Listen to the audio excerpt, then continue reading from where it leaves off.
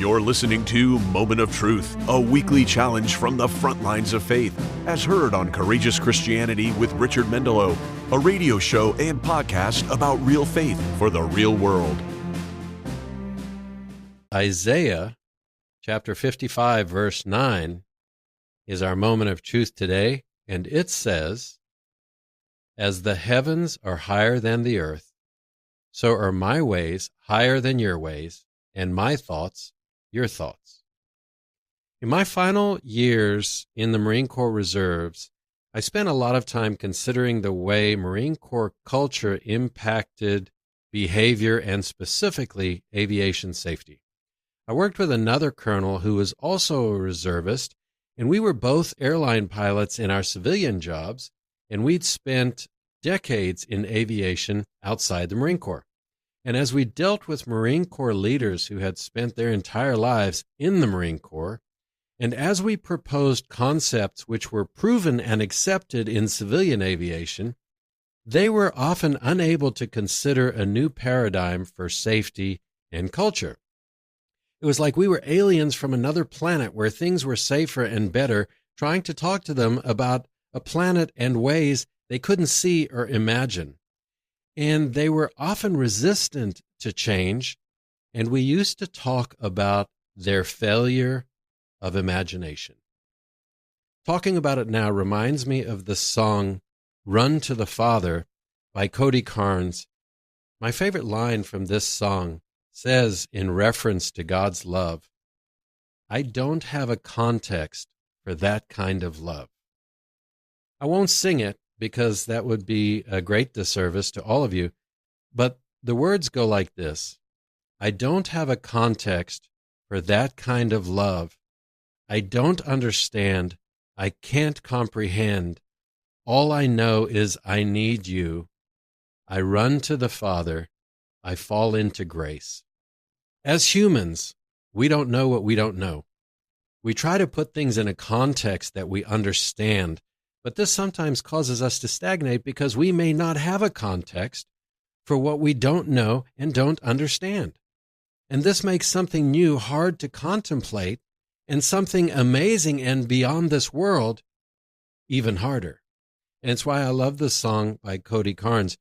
Truthfully, none of us really has a context for God's amazing love, His dedication to each and every one of us, how He will leave the 99 to find the one, and each of us is that one, and how in Jesus Christ He sees us not as we are, filthy and ragged, sinful and prideful, but as Jesus is, holy, righteous, and perfect in robes of shining white.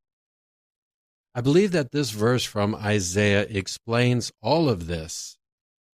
As the heavens are higher than the earth, so are my ways higher than your ways, and my thoughts than your thoughts. God's ways are beyond us. His amazing love is hard to contemplate. Every day, the world is right in front of us. Its threats are everywhere and easy to imagine. TV, the internet, politicians, and the media make sure that we wake up each day to a steady diet of fears which are easy to visualize. Could our fear of change be a failure of imagination? Could it be the result of our inability to imagine a kingdom like none other we have ever seen? Could it be a failure of faith in God's love, or a failure to believe that we are worthy of His love? I'm not judging because it's an individual question. It's a personal question. Your struggles are different than my struggles, and our fear of change would happen honestly. We don't know what we don't know. God is unseen, and therefore we may think He's not present. And the world is right here in our face every single day. And so our imaginations fail because we don't have a context for God's unfailing love, His faithfulness in the past as He slowly drew us to Him, and His promises about a future so incredible we can't even imagine it. And we're not unique. I think about the Israelites in the wilderness. God's chosen people. He freed them from slavery. They saw his marvelous works firsthand, and yet as they experienced hardship, doubt, uncertainty, and a failure of imagination in the wilderness, they faltered. God offered them intimacy with him. He offered them a land of milk and honey and many more amazing things, and still they actually longed for slavery in Egypt. How many of us forget Jeremiah 29:11 when we resist change? In that verse, God says, "For I know the plans I have for you, declares the Lord, plans to prosper you and not to harm you, plans to give you a hope and a future." And still we long for the old at the expense of the new. As I've said before, entropy is the tendency of nature toward disorder. Anarchy is the tendency of people toward disorder. According to the climate change people, our existence on this planet is perilous at best.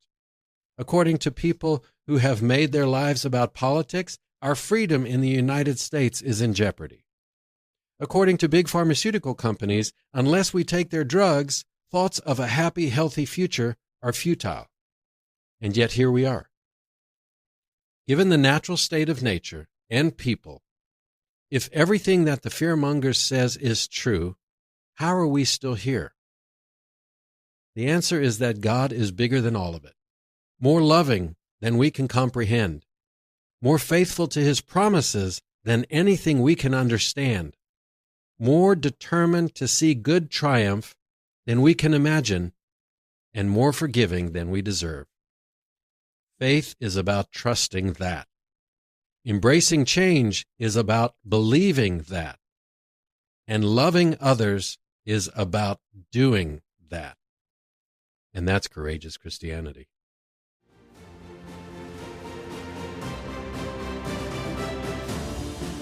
This has been your Moment of Truth. To hear the full conversation, visit courageouschristianity.today/listen. Or search Courageous Christianity with Richard Mendelow wherever you get your podcasts.